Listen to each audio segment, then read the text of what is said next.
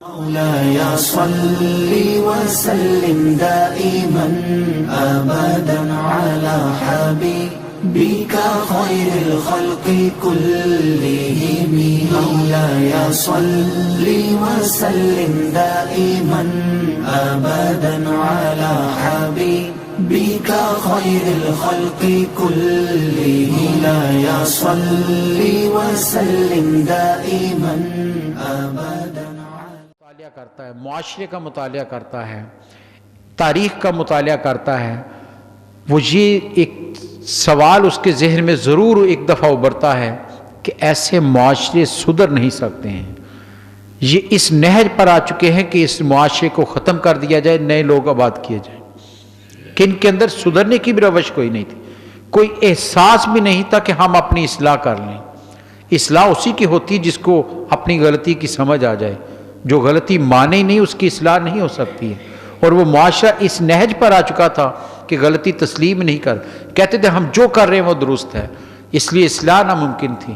اور پھر صدیوں سے ان کے اندر کوئی اللہ کا نبی نہیں آیا، تقریباً 570-71 سال ہو چکے تھے حضرت عیسیٰ علیہ السلام اور نبی صلی اللہ علیہ وسلم کے درمیان، 5-6 صدیاں گزر چکی تھی، تھوڑا عرصہ نہیں ہے کہ اللہ کا پیغام ہی نہیں آیا، کوئی رسول نہیں آیا، اتنے بگڑ چکے تھے کہ تاریکی کے گڑھوں میں گر چکے تھے۔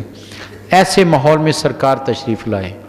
اب سرکار کا کارنامہ کیا ہے، سرکار کی آپ نے کیا کچھ کیا ہے، آپ نے دنیا کو کس طرح اس گڑھے میں گرے ہوئے انسانوں کو اٹھایا ہے، قرآن اس کا ذکر کرتا ہے۔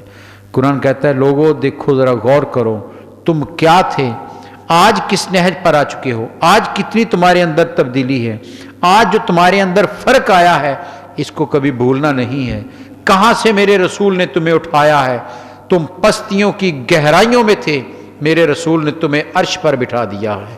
یہ عظمتیں جو دی ہیں یہ نبی صلی اللہ علیہ وسلم کا وہ کارنامہ ہے جو آپ ہی کا کام تھا کہ مختصر ترین عرصے میں آپ نے ایسے بگڑے ہوئے معاشرے کی، دیکھیں کوئی ایک غلطی ہو، کوئی 2 غلط عادات ہوں تو انسان محنت کر کے ان کو ختم کروا سکتا ہے، جہاں پوری انسان کے وجود کا ہر پہلو جو ہے وہ خراب ہو چکا ہو، ہر اس کا عمل اور اس کی حرکت جو ہے وہ گمراہ ہو چکی ہو، وہاں اس کو سدھارنا سب سے مشکل کام ہوتا ہے۔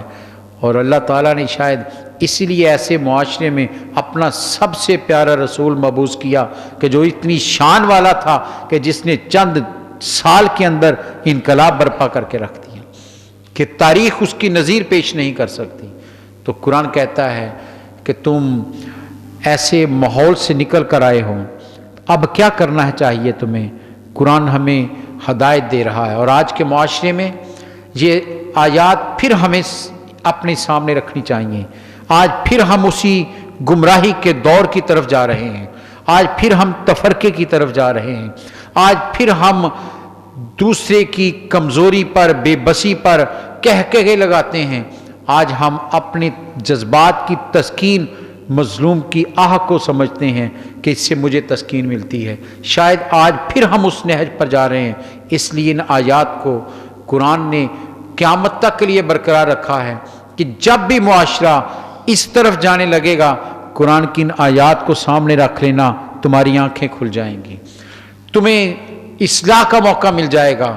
اور قرآن نے برملا کہا ہے، فرمایا وَاعْتَصِمُوا بِحَبْلِ اللَّهِ جَمِيعًا، کہ تم آج گروہ در گروہ ہو چکے ہو، تفرقے کے شکار ہو چکے ہو۔ اور دیکھیے تفرقے کتنے ہیں، کتنی تقسیم گہری ہو چکی ہے کہ خاندانی تقسیم اپنی جگہ، لسانی تقسیم اپنی جگہ، یہاں پر مسلکی تقسیم اپنی جگہ، یہاں پر ریاستی تقسیم اپنی جگہ، تقسیم در تقسیم معاشرہ ہے، اور تقسیم بھی اتنی گہری ہے کہ برداشت نہیں کیا جا رہا، ایک دوسرے کو مارنے تک جا رہے ہیں، اس حد تک اختلافات بڑھ چکے ہیں، اس حد تک ہم گروہ در گروہ ہو چکے ہیں کہ ہم دوسرے کا خاتمہ چاہتے ہیں کہ میں صحیح ہوں، دوسرے کے وجود کو برقرار رہنے نہیں دینا چاہتے، دوسرے کی رائے اور اس کی دلیل کو سننے کو تیار نہیں ہے، اور اپنی جو ذہن اور رائے اور اپنے گروہ کی جو بات ہے ہم اسی کو مسلط کرنا چاہتے ہیں۔ اسی لیے قرآن کہتا ہے وَاعْتَصِمُوا بِحَبْلِ اللَّهِ جَمِيعًا، ہے ایمان والو تم سب مل کر، ایک سے نہیں بات کی جا رہی، عرب والوں سے بات نہیں کی جا رہی، یہ ذہن میں رکھیے یہ سورت مدینہ منورہ میں نازل ہوئی ہے اور بدر کی جنگ ہو چکی ہے، یہ 2 ہجری کے بعد کی سورت ہے جو نازل ہوئی ہے۔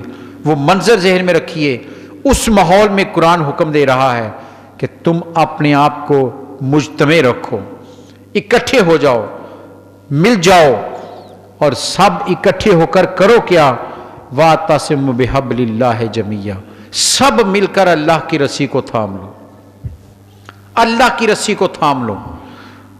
علماء کرام نے اس پر بڑی بحث کی، مفسرین کرام نے، لیکن مولا علی شیر خدا رضی اللہ تعالیٰ عنہ، حضرت عبداللہ ابن مسعود رضی اللہ تعالیٰ عنہ اور دیگر صحابہ کرام اس بات پر ان کی احادیث موجود ہیں، وہ کہتے ہیں کہ نبی صلی اللہ علیہ وسلم نے فرمایا کہ حبل اللہ سے مراد، اللہ کی رسی سے مراد یہاں قرآن ہے، قرآن کو تھام لو، قرآن پر آ جاؤ، مجتمع ہو جاؤ، قرآن پر اکٹھے ہو جاؤ، اس کو تھام لو اپنے ہاتھوں سے۔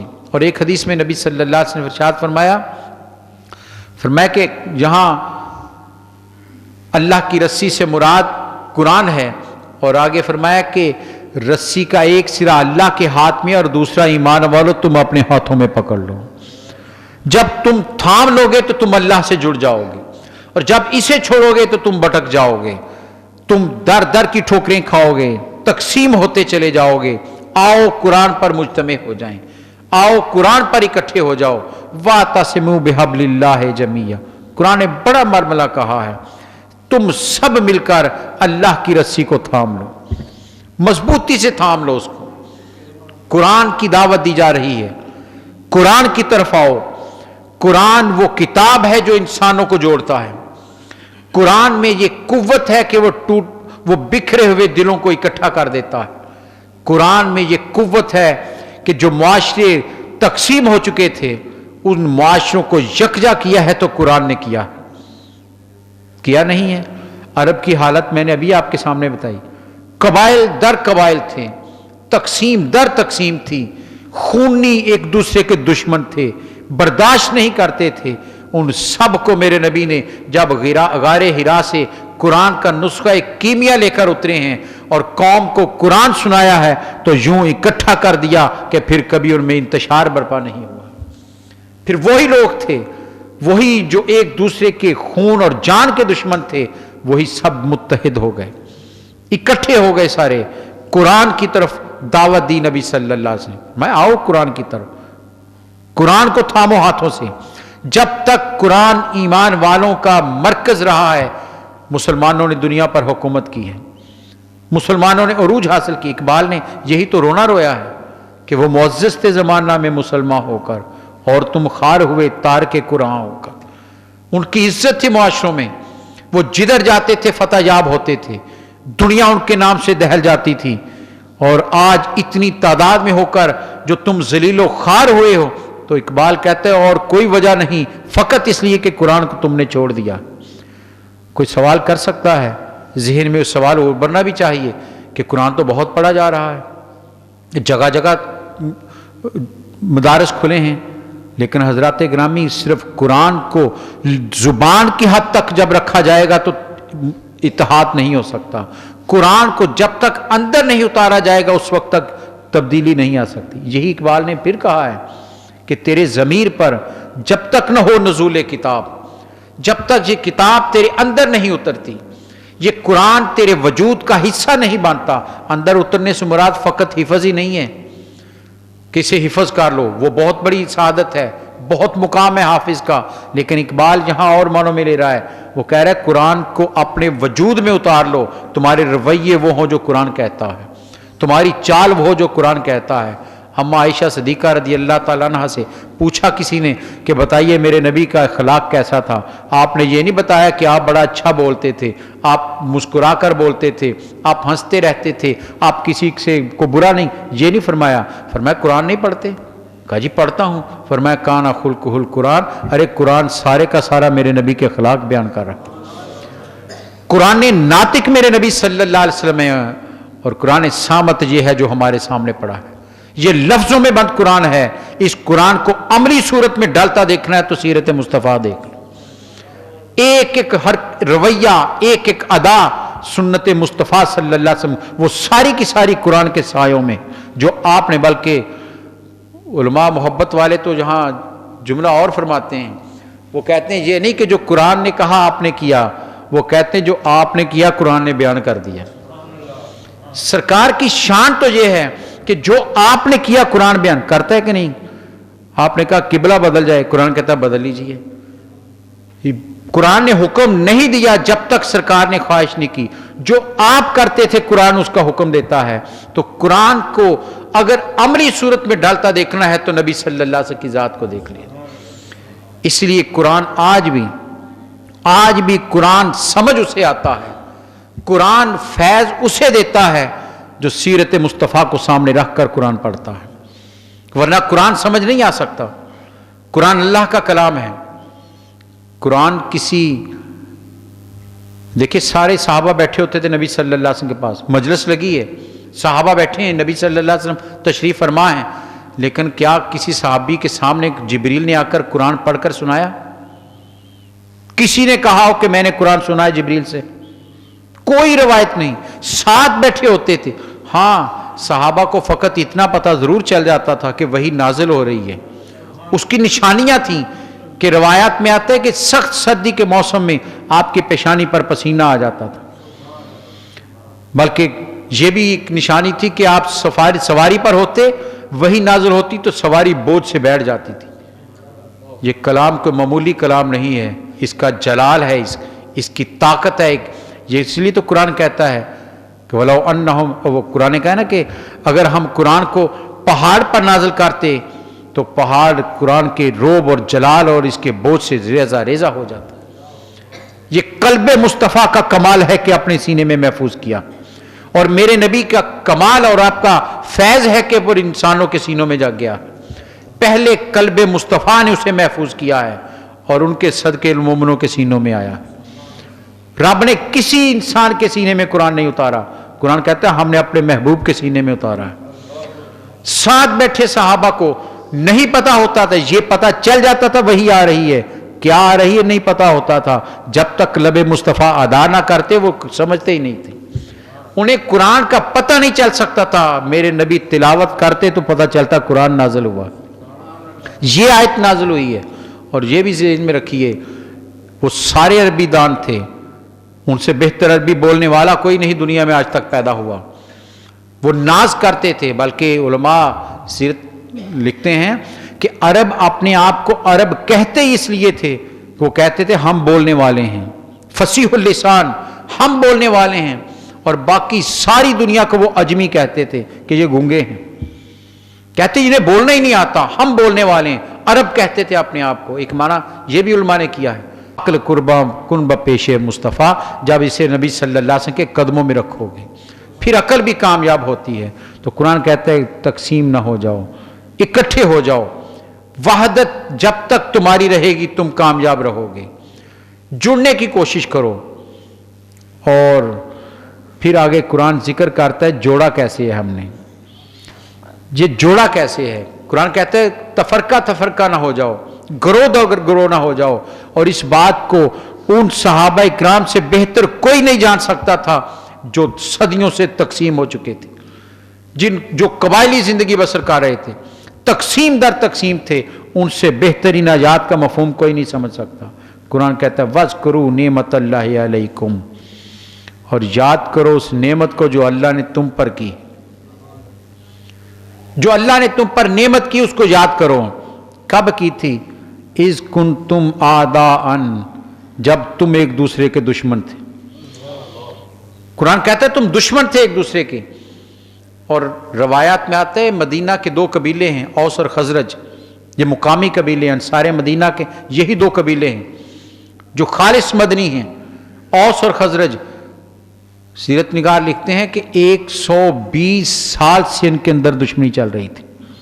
1 صدی سے زیادہ مسلسل متحارب تھے، لڑتے آ رہے تھے، کبھی آپس میں اکٹھے نہیں ہوئے، مسلسل ان کی آپس میں لڑائیاں تھیں.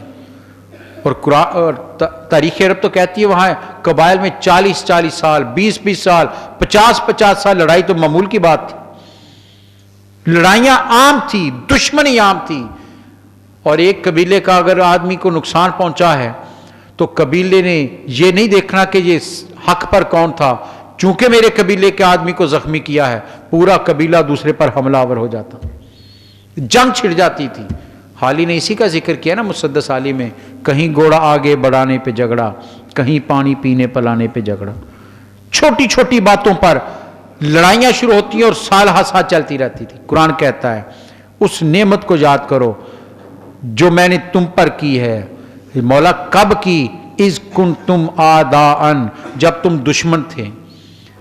یا اللہ کون سی نعمت تو نے کی؟ اس دشمنی میں کیا نعمت تو نے کی؟ قرآن کہتا ہے فَأَلَّفَ بَيْنَ قُلُوبِكُمْ، بس ہم نے تمہارے دلوں میں محبت ڈال دی. دشمن تھے، ہم نے تمہارے دلوں میں محبت ڈال دی. فَأَلَّفَ بَيْنَ قُلُوبِكُمْ، تمہارے دلوں میں محبت ڈال دی. اور علماء اکرام کہتے ہیں اللہ کی نعمت کون سی ہے جس نے دشمنیوں کو محبت میں بدل دیا؟ کون سی ایسی نعمت ہے جس کا قرآن یہاں ذکر کر رہا ہے؟ سارے مفسرین کو پڑھ لیجئے، سارے ایک ہی بات کہتے ہیں کہ ایک ہی نعمت ہے جو نعمت کبریٰ ہے، اور وہ میرے نبی صلی اللہ علیہ وسلم کی ذات گرامی. آپ کا وجود ہے جس نے دشمنوں کو آپس میں دوست بنا دیا، جس نے صدیوں سے لڑنے والوں کو شیر و شکر کر دیا، جو ایک دوسرے کی شکل دیکھنے کو روادار نہیں تھے ایک دوسرے کے جانثار بن گئے، جو ایک دوسرے کا گلا کاٹتے تھے ایک دوسرے کے محافظ بن گئے. یوں محبت ان کے اندر پیدا کر دی. سرکار کے وجود نے، آپ کے شخصیت نے لوگوں کو یوں آپس میں ملا دیا. کبھی عرب کی تاریخ میں یہ کوئی تصور بھی نہیں کر سکتا تھا کہ ایک مالک بیٹھا ہو اور ساتھ اس کے ساتھ جڑ کر اس کا غلام بیٹھ جائے. یہ کوئی سوچ بھی نہیں سکتا تھا کہ غلام اس کے ساتھ گھٹنے سے گھٹنا جوڑ کر بیٹھ جائے. یہ میرے نبی کی مجلس ہے، ابو بکر بیٹھے ہیں، عمر بیٹھے ہیں، تو ساتھ جڑ کر بلال بھی بیٹھے ہوئے ہیں. فَأَلَّفَ بَيْنَ قُلُوبِكُمْ، ارے تمہارے دلوں میں محبت ڈال دی ہے. ورنہ بلال کو تو مالک قریب بھی نہیں آنے دیتا تھا، دور سے اشارہ کر کے حکم دیتا تھا. غلام کی حیثیت کوئی نہیں تھی، کمتر اور کمزور کو پوچھتا کوئی نہیں تھا. لوگ تو طاقتور کو سلام کرتے تھے اور جو ذرا کمزور ہوا اس کا گلا کاٹ دیتے تھے. ایسے معاشرے میں ان برسرے پیکار لوگوں کو آپس میں یوں جوڑ دیا. ایک ہی وجود ہے جو محبت کا وجود بن کر آیا، جو رحمت کا وجود بن کر آیا، جو لوگوں کے لیے کرم کا وجود بن کر آیا، جو رب کی رحمت کا اظہار بن کر آیا، وہ نبی صلی اللہ علیہ وسلم کی ذات گرامی. لوگوں کو جوڑ دیا ہے، محبتیں پیدا کر دی ہیں. اس وجود نے یوں دلوں سے نفرتیں ختم کر دی. ہجرت کر کے مدینہ آئے تو مہاجرین بھی آ گئے، مکہ چھوڑ کر آنے والے. اور وہ کس حال میں آئے، یہ یہاں کے جو ہندوستان سے ہجرت کر کے آئے وہ بہتر جانتے ہیں. کوئی سامان ساتھ لے کر نہیں آیا تھا، بڑے گھروں کو چھوڑ کر آئے تھے. اور وہاں تو حالات مختلف تھے. یہاں تو پھر پورا خاندان چل پڑا ہوگا کہ جو مسلمان خاندان ہیں وہ سارے ہجرت کر کے آ گئے. لیکن وہاں کیا تھا؟ باپ مسلمان ہے، بیٹا کافر ہے. بیٹا مسلمان ہے، باپ کافر ہے. شوہر مسلمان ہے، بیوی کافر ہے. وہاں سامان ہی نہیں چھوڑا، گھر کے جائیدادیں ہی نہیں چھوڑی، سارے رشتے توڑ کر مدینہ آ گئے تھے. سب رشتوں کو چھوڑ کر آ گئے تھے ایک وجود کی خاطر. کوئی اور مقصد نہیں تھا، کوئی اور انہیں لالچ یا بس نہیں تھی. ایک وجود سے محبت اتنی ہو گئی تھی کہ بیوی کی محبت بھی قربان، بیٹے کی محبت بھی قربان، باپ کی محبت بھی قربان، اور محبت رسول میں سب کچھ قربان کر دی. یہ ہے محبت رسول. ہم تو آج کے دور میں کچھ وقت دینے کو تیار نہیں ہیں. ان صحابہ کی عظمتوں کو سلام کیجئے جنہوں نے رشتے قربان کر دیے سرکار. نہیں دیکھا کہ حضرت ابوبکر صدیق نے نہیں دیکھا میرا باپ جو بوڑھا ہو چکا ہے اور نابینا ہو چکا ہے، کوئی اس کا سہارا نہیں ہے، اور میں اس کا بیٹا ہوں، میں چلا جاؤں گا، یہ کیسے کمائے گا؟ نہیں پرواہ کی، سرکار کی محبت میں باپ کو چھوڑ دیا کہ میں تجھے تو قربان کر سکتا ہوں، محبت رسول قربان نہیں ہو سکتا. یہ ہے قرآن کہتا ہے یوں لٹے پٹھے وہ سارے مہاجر مدینہ پہنچے. اور مدینہ میں رہنے والے انصار کیا تھے؟ چھوٹے چھوٹے گھر ہیں، بہت امیر نہیں ہیں، چند ایک کے سوا، اکثریت محنت کش کی ہے، چھوٹی چھوٹی کھیتیاں ہیں، بھیڑ بکریاں پالتے ہیں، اور تاریخ کہتی نسل در نسل یہودیوں کے قرض خواہ تھے، ان کے مقروض تھے کہ کبھی اتنی دولت آئی نہیں ان کے پاس کہ خوشحالی کے دن دیکھ سکیں، لیکن اپنے گھروں میں بیٹھے تھے، چھوٹے تھے، کچے تھے لیکن اپنے گھر تھے، چھوٹے تھے لیکن کھیت اپنے تھے، اپنے گھروں میں تھے۔ اب دو طرح کے لوگ مدینہ میں ہیں۔ سرکار نے بلایا، آج خاندان کا کوئی فرد غریب ہو جائے تو امیر اس کی طرف دیکھتا بھی نہیں ہے، ذرا دولت آ جائے تو غریب رشتہ داروں سے ملاقات ختم ہو جاتی ہے۔ یہ تاریخ کا وہ تلخ یہ حقیقت ہے، ہم جتنی چاہے آنکھیں بند کر لیں اسے جھٹلایا نہیں جا سکتا۔ ہم اس دور میں بس رہے ہیں کہ ذرا اقتدار اور اختیار آ جائے ہم اپنے خاندان کو بھول جاتے ہیں، کمزوروں کو بھولنے لگتا ہے انسان، ذرا سی دولت آ جائے تو پرواہ نہیں کرتا ہے۔ اور وہاں ان کے پاس اپنے گھر تھے اور یہ لٹے پٹے آئے ہیں، کچھ بھی نہیں ان کے پاس، جان بچا کر نکلے ہیں۔ اور تاریخ کہتی تن کے لباس بھی کئیوں کے پورے نہیں تھے، تن کا لباس پورا نہیں تھا، تہبند ہے تو قمیض نہیں ہے، باقی سامان زیست کہاں سے آتا؟ لیکن قربان جائیں محبتیں بانٹنے والے رسول پر، دلوں کو جوڑنے والے رسول پر۔ میرے سرکار نے سب کو سب سے پہلے مسجد تعمیر کی، ہجرت مدینہ کے بعد سب سے پہلے مسجد تعمیر کی، دنوں میں بن گئی، اور مسجد کی تعمیر کے بعد سب کو مسجد میں بلا لیا کہ آؤ مسجد میں، کیونکہ مسجد ہی وہ مرکز ہے جہاں دلوں کو جوڑا جاتا ہے۔ یہ ذہن میں رکھیے، یہی وہ مرکز ہے مسجد جہاں پرواہ نہیں کی جاتی کہ میرے ساتھ کوئی امیر کھڑا ہوگا یا کون، یہاں کسی کے لیے جگہ خاص نہیں کی جاتی، جو پہلے آئے گا وہ پہلے جگہ پائے گا۔ ایک ہی تو دنیا میں جگہ ہے جہاں آج بھی مساوات کا پیغام 5 مرتبہ دن میں دیا جا رہا۔ دنیا کی کسی مجلس میں چلے جائیں نشستیں مخصوص ہوتی ہیں، یہاں فلاں بیٹھے گا چٹیں لگ جاتی ہیں، یہاں فلاں بیٹھے گا، عوام پیچھے جا کر بیٹھے گی، نیچے بیٹھے گی، کوئی پرواہ نہیں۔ لیکن ایک اللہ کا گھر ایسا ہے، دنیا کے کسی خطے میں ہو کسی کی خاص نشست مخصوص نہیں ہے۔ یہی تو آج بھی وحدت کا اور مساوات کا پیغام مرکز مسجد دے رہی ہے، اور دن میں 5 مرتبہ، ایک دفعہ بھی نہیں۔ عملی مظاہرہ مسجد سے ہوتا ہے کہ لوگوں کوئی بڑا اور چھوٹا نہیں، کوئی امیر غریب نہیں، تم رب کے حضور میں سب برابر ہو۔ اقبال نے کہا تھا نا، آ گیا عین لڑائی میں اگر وقت نماز، قبلہ روحوں کے زمین بوس ہوئی قوم حجاز، ایک ہی صف میں کھڑے ہو گئے محمود و ایاز، نہ کوئی بندہ رہا نہ کوئی بندہ نواز، اور بندہ و صاحب و محتاج و غنی ایک ہوئے، تیری سرکار میں پہنچے تو سبھی ایک ہوئے۔ اس بارگاہ میں کوئی بڑا اور چھوٹا نہیں۔ ہاں سرکار نے فرمایا تھا خطبہ حج میں، فرمایا کسی عربی کو اجمی پر، کسی اجمی کو عربی پر، کسی گورے کو کالے پر کوئی فوقیت نہیں الا بالتقوی۔ ہاں فوقیت حاصل ہے تو جو جتنا رب کا قریبی ہے اتنا معزز ہے، اتنا زیادہ عزت والا ہے۔ یہاں دولت معیار نہیں عزت کا، یہاں منصب معیار نہیں عزت کا، یہاں کوئی دنیا کا جاہ و جلال معیار نہیں ہے۔ ان اکرمکم عند اللہ اتقاکم، قرآن نے واضح کر دیا، لوگوں تم نے عزتوں کے معیار دوسرے رکھیں اس لیے تقسیم ہوتے جا رہے ہو، رب کا معیار اور ہے۔ فرمایا جو جتنا مجھ سے ڈرنے والا اتنا عزت والا ہے۔ وہ اگر معیار نہ ہوتا تو پھر وہی بات جو میں نے پہلے کہی ہے، پھر بلال جیسے لوگوں کو پوچھتا کون، پھر عمار بن یاسر کے خاندان کی کون ان کو آ کر ان کو حوصلہ دیتا، صہیب رومی کو کون سینے سے لگاتا، سلمان فارسی کو کون کہتا تو میرے اہل بیت کا حصہ۔ لوگ تو قریب نہ آنے دیتے، یہ فقط میرے نبی کا کرم ہے۔ سب کو بلا لیا مسجد میں، اکٹھے ہو گئے، آپ نے فرمایا آؤ، ادھر انصار کو بٹھا لیا، ادھر مہاجرین کو بٹھا لیا، ایک انصاری کو آواز دی ادھر آؤ، وہ آ گئے، یا رسول اللہ میں حاضر۔ ادھر سے ایک مہاجر قریشی کو بلایا، ہاتھ میں ہاتھ دیا، ہاتھ میں ہاتھ سرکار نے دیا، اور ایک جملہ فرمایا، فرمایا آج سے تم بائی بائی ہو، آج سے تم بھائی بھائی ہو. کونوا عباد اللہ اخوانا. قرآن نبی صلی اللہ علیہ وسلم نے فرمایا اے اللہ کے بندو بھائی بھائی بن جاؤ.